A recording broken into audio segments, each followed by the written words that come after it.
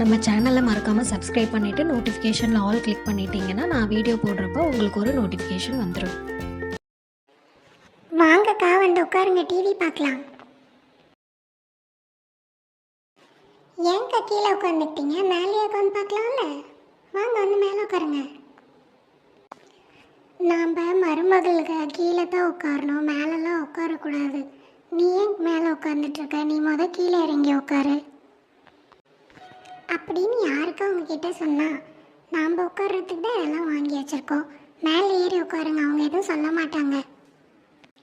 எனக்கு எதுக்குப்பா வம்பு? நான் கீழே உட்காந்துக்கிறேன். ஆமாம், நீ என்ன வந்ததுலேருந்து பார்த்துட்டே இருக்கேன், புடவை கட்டுற மாதிரியே தெரில. எப்போ பாரு சுடிதாரு பேண்ட்டு சொக்கான்னு போட்டுட்ருக்க. புடவையெல்லாம் உனக்கு கட்டவே தெரியாதா? அதெல்லாம் கட்ட தெரியும்க்கா. வெளியே போகிறப்ப கட்டிக்க வேண்டியதுதான். பொழுதுனிக்கும் யார் இப்போ நம்ம அடுப்பில் வேலை செய்கிறோம், அவங்களாம் வேலை செய்கிறாங்க அப்படின்னா அவங்களுக்கு பழகிருச்சு. எனக்கு இதெல்லாம் பழகவே இல்லைங்க இன்னும். என்னமோ போ. இவளுக்கு தெரியாமல் வண்டி ஓட்ட சொல்லி கொடுத்துட்டேன்ப்பா.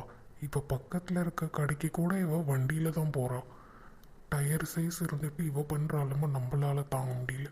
இருக்கிற டென்ஷனில் இவ பண்ணுறத பார்த்தா இன்னும் தான் டென்ஷன் ஆகும் போல இருக்கு. ஐயோ, வண்டி நிறுத்த முடியலையே, எப்படி நிறுத்துறதுன்னு தெரியலையே. கடைக்கிட்ட போகும்போதெல்லாம் கரெக்டாக தானே ஓட்டணும், கரெக்டாக நிறுத்திட்டோமே. இந்த மனுஷனை பார்த்தோன்னு நமக்கு என்ன ஆச்சுன்னு தெரியலையே. பதட்டத்தில் எப்படி நிறுத்துறதுன்னு தெரியலையே. விட்டா நம்ம மேலே கொண்டாந்து நிறுத்திடுவா போல இருக்கே. ஐயோ மனுஷன், வாயா வந்து வண்டி இப்படியா, என்னால் நிறுத்த முடியல, எப்படி நிறுத்துறதுன்னு தெரியல. வாயா வாயா. என்னது வண்டியை நிறுத்த முடியலையா? பைத்தியக்காரி, நான் நடுவில் வந்து நின்னா என்ன தூக்கி அடிச்சுட்டு போயிட மாட்டேன். ஓ ஆமாம்ல, அப்படி வேற ஒன்று இருக்கோ. அப்பாடா, ஒரு வழியாக வண்டியை நிறுத்திட்டேன். இருங்க, வண்டியை உள்ளே நிறுத்திட்டு வந்துடுறேன் ஓரமா.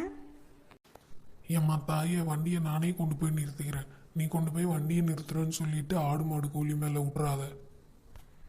அட என்னங்க இப்படி சொல்லிட்டீங்க? நான் அப்படி பண்ணுவேனா? நான் உங்கள் மேலே மட்டும்தான் விடுவேன். ஐயோ, மைண்ட் வாய்ஸ் நினச்சி சத்தமாக பேசிட்டோமோ. சரி, சமாளிப்போம்.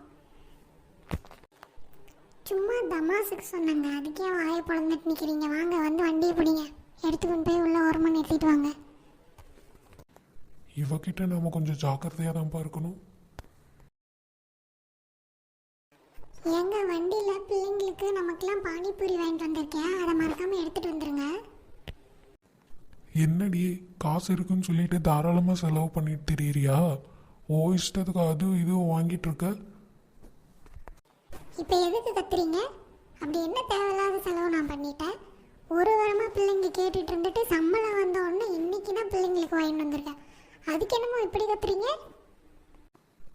அவன் கடன் பிரச்சனையில் இங்கே கட்டுறதா அங்கே கட்டுறதா எங்கே கட்டுறதுன்னு தெரியாமல் தலை சுற்றி போய் உக்காந்துட்டு இருக்கேன். நீ என்னமோ பானிபூரி வாங்கிட்டு வர, ஓ இஷ்டத்துக்கு அந்த செலவு இந்த செலவு நீ பாட்டுக்கு தாராளமாக செலவு பண்ணிட்டு இருக்க. ஆளாளுக்கு அவங்கவுங்க இஷ்டத்துக்கு செலவு பண்ணிட்டு இருந்தா நான் எப்படி தான் கட்டுறது எல்லாத்தையும்? என்ன தம்பி, நாங்கள் தாராளமாக செலவு பண்ணிட்டோம். கொஞ்சோண்டு பானிபூரி பிள்ளைங்க இவ்வளோ நாளாக கேட்டுட்டு இருந்து இப்போ தான் வாங்கிட்டு வந்துட்டுருக்கேன். என்ன தாம் தாம்னு நாங்கள் அப்படியே செலவு பண்ணுறோம்? எல்லாம் பார்த்து சிக்கனமாக தான் பண்ணிகிட்டு இருக்கோம். என்னைக்கோ ஒரு நாள் பிள்ளைங்களுக்கு வாங்கி தரது உங்கள் கண்ணுக்கு தெரியுது. உங்ககிட்ட மனுஷன் பேச முடியுமா? கொஞ்சம் கூட புத்தியே இல்லை. அவன் கஷ்டப்பட்டு கட்டிட்டு இருக்கானே அப்படின்றதுல உங்களுக்கு கொஞ்சம் கூட அறிவே இல்லை. ஆமாம் ஆமாம், அப்படியே எங்களுக்கு எல்லாம் செஞ்சிட்டீங்க, பேச வந்துட்டீங்க.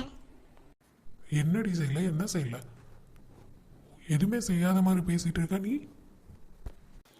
என்ன ஒரே சத்தமாக இருக்கு? நம்ம பையன் எதுக்கு சத்தம் போட்டுட்ருக்கான்? ஏன்டா அவகிட்ட சத்தம் போட்டுட்ருக்க? ஆளுக்கு உங்கள் இஷ்டத்துக்கு தாராளமாக செலவு பண்ணுங்கன்னா ஏன்னு கேட்கக்கூடாதா? கடன் கட்டுறவனுக்கு தானே அதோட கஷ்டம் தெரியும்.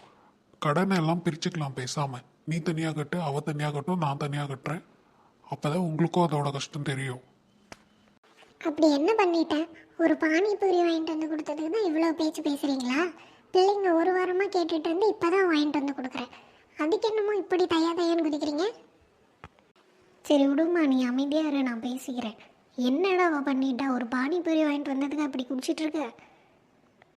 பிள்ளைங்க கேட்குறாங்கன்னு அவங்க கேட்குறதெல்லாம் வாங்கி கொடுத்து கெடுக்கிறதே நீங்கள் தான். அவங்களுக்கு செல்லம் கொடுத்து கெடுக்கிறதே நீங்கள் தான்.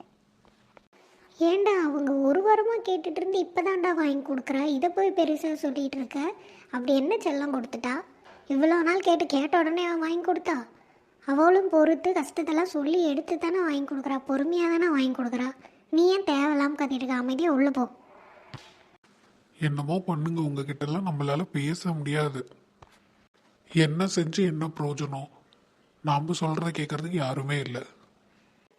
என்ன சும்மா எப்போ பாரு செஞ்சுட்டேன்னு சொல்கிறீங்க? என்ன செஞ்சீங்க? ஒரு வாஷிங் மிஷின் கேட்டு எத்தனை வருஷம் ஆகுது? அதை உங்களால் வாங்கி தர முடியாதா? இத்தனை பேர் துணியை நான் உட்காந்து கையில் துவைச்சிட்டு இருக்கேன். ஒரு நாள் துவைச்சி பார்த்தீங்கன்னா தெரியும் அதோட கஷ்டம்.